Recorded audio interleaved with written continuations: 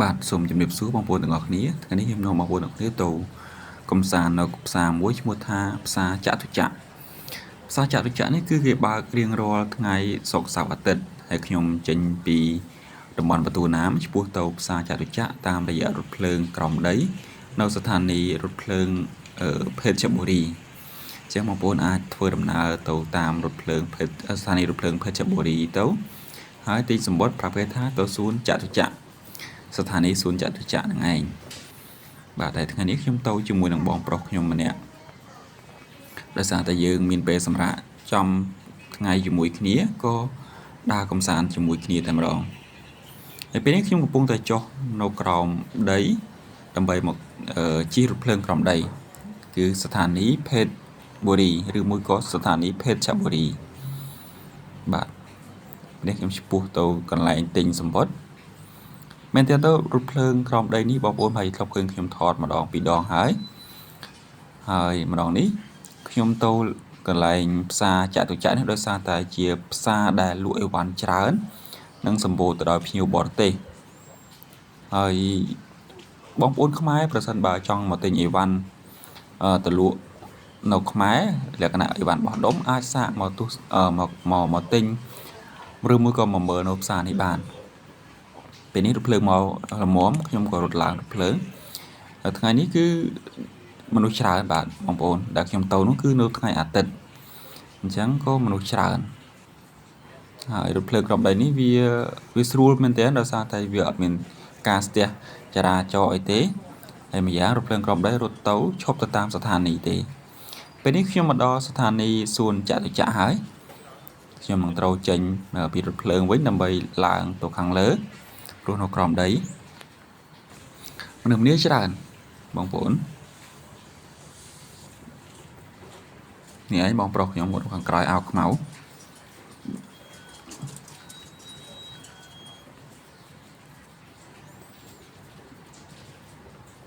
ផ្សារចតុចក្រនេះខ្ញុំស្គាល់កាលពីប្រហែលសប្តាហ៍មុនហើយដឹងថាគេបើកសុក្រសៅរ៍អាទិត្យអីវ៉ាន់ច្រើនខ្ញុំក៏ចង់មកថតចែកជូនបងប្អូនទស្សនាហើយមែនតើខ្ញុំក៏មកមើលផងដែរថាអីវ៉ាន់ជាប្រភេទអីវ៉ាន់អីខ្លះពីច្រើនអីវ៉ាន់ជាប្រភេទរបស់របរប្រើប្រាស់ដូចជាសម្លៀកបំពាក់របស់ប្រើប្រាស់ផ្សេងៗវត្ថុអនុស្សាវរីយ៍អីជាដើមបាទនេះគឺជាសួនសាធារណៈចតុចក្រជាប្រភេទសួនមួយដែលធំបំផុតមួយដែរក្នុងចំណោមសួនផ្សេងនៅក្នុងក្រុងបាងកកនៅពេលដែលខ្ញុំឡើងមកពីខាងក្រោមដីហើយយើងដើរមកដល់ទីនេះយើងបត់ស្ដាំដៃបងប្អូនបាទពេលបត់ស្ដាំដៃដើរទៅត្រង់ប្រហែលជា200ម៉ែត្រអត់ដល់200ម៉ែត្រផងយើងនឹងឃើញផ្សារចតុចក្រនៅខាងស្ដាំដៃដូចគ្នាបាទគឺមនុស្សច្រើនទេបងប្អូនដើរថ្ងៃហ្នឹងគឺមនុស្សច្រើនហើយខ្ញុំទៅប្រហែលជាម៉ោង1ថ្ងៃត្រង់អញ្ចឹងធ្វើឲ្យ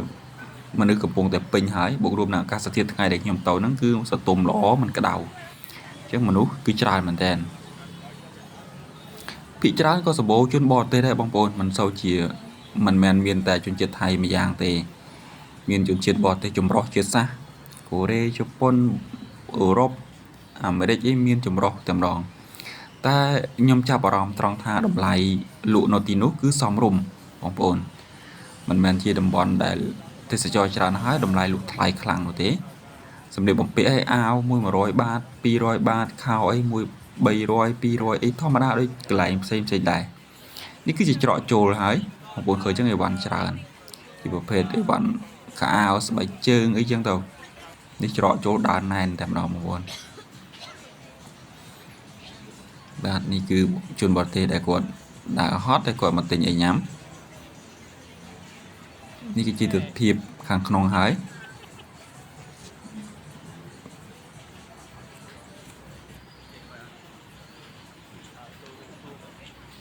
វត្ថុអនុស្សាវរីយ៍របស់របរប្រើប្រាស់ដូចខ្ញុំជម្រាបអញ្ចឹងគឺមានច្រើននៅទីនេះហើយតម្លៃទៅតាមនឹងទៅយើងទិញរបស់បែបម៉េចយើងអាចសាកសួរព័ត៌មានគេបានហើយតម្លៃធូរថ្លៃយ៉ាងណាយ៉ាងណីចំពោះខ្ញុំគិតថាតម្លៃធូរថ្លៃពាក់ព័ន្ធជាមួយនឹងសម្លៀកបំពាក់ស្បែកជើងខោអាវអីចឹងណាគឺឃើញថាតម្លៃធូរថ្លៃមែនទែនរដងខ្ញុំទៅម្នាក់ឯងគឺ มันមានអ្នកថតឲ្យតែថ្ងៃនេះបានទៅជាមួយបងប្រុសខ្ញុំគាត់ជួយថតឲ្យក៏សប្បាយដែរបានឃើញគេឯងផងបានថតរូបទុកជាអនុស្សាវរីយ៍ខ្លួនឯងផងព្រោះទៅម្នាក់ឯងបងប្អូននឹងស្រាប់ហើយថាការថតពិបាក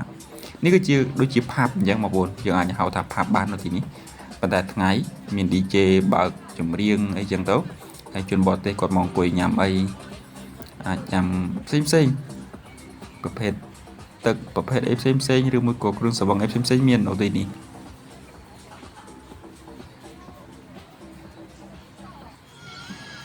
ជនបរទេសគាត់ឃើញខ្ញុំថតក៏ say hello អានេះគឺក្មេងប្រុសក៏លេងតន្ត្រីយើងអាចយកប្រាក់ទៅញាត់បានគឺផ្សារចតុចក្រនេះគឺធំមែនទែនបងប្អូនមិនមែនតូចទេគឺធំណាស់ខ្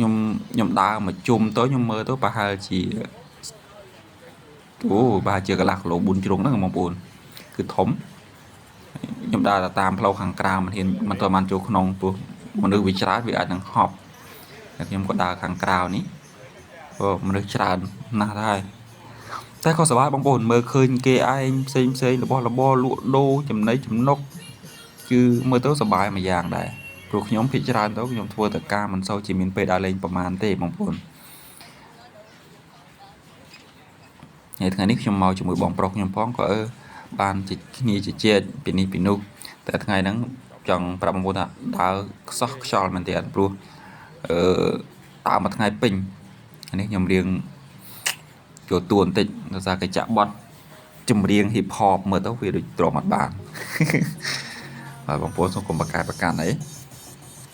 ដោយសារតែនៅតំបន់នេះជាតំបន់ដែលជនជាតិបរទេសដើរលេងកំសាន្តអញ្ចឹងទៅគេចាក់បត់បែបអឺរ៉ុបណាធ្វើឲ្យយើងមានអារម្មណ៍ស្រស់ថ្លាបងប្អូនដែលចង់ទិញខោអាវឬមួយក៏ទិញរបស់ប្រើប្រាស់បើជាដុំទៅលក់នៅស្រុកខ្មែរបងប្អូនអាចសាកមកមើលទីនេះបានគឺផ្សារចតុចក្រចង់បញ្ជាក់បងប្អូនថាគេបើកតែថ្ងៃសុក្រសៅរ៍អាទិត្យទេគឺបើកពេលថ្ងៃអញ្ចឹងបងប្អូនអាចមកមើលឬមួយក៏មករមើលអីបានបងប្អូនតែចំពោះខ្ញុំគ្រាន់តែមកថតនិងកំសាន្តលេងតែប៉ុណ្ណោះមិនបានមកទិញអីវ៉ាន់ទេហើយអីវ៉ាន់ខ្ញុំជម្រាបអញ្ចឹងគឺมันជាថ្លៃទេអីវ៉ាន់អាចនិយាយបានថាតម្លៃសមរម្យដែរมันជាថ្លៃទេអញ្ចឹងបងប្អូនឲ្យសាច់លើបងប្អូនមើលហើយពេញចិត្តឬមិនពេញចិត្តយ៉ាងណាហ្នឹងចំពោះលើបងប្អូនខ្លួនឯងតែនេះខ្ញុំគ្រាន់តែថតជាវីដេអូកំសាន្តចែកជូនបងប្អូនទស្សនាហើយចង់បញ្ជាក់ថាអីវ៉ាន់ច្រើន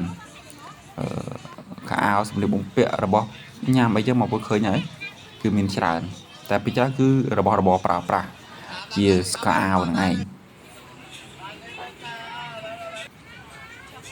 បាទបងប្អូនវីដេអូនេះពុំមានអីច្រើនទេមានតែប៉ុណ្្នឹងសង្ឃឹមតែបងប្អូនចូលចិត្តនៅវីដេអូនេះកុំភ្លេចជួយចុចlike ជួយចុច Subscribe YouTube ក៏ដូចជាជួយចុច Follow តាមដាននៅក្នុង Page របស់ខ្ញុំផងដើម្បីជាកម្លាំងចិត្តបង្កើតនៅវីដេអូថ្មីៗបាទជម្រាបលាជួបគ្នាវីដេអូក្រោយៗ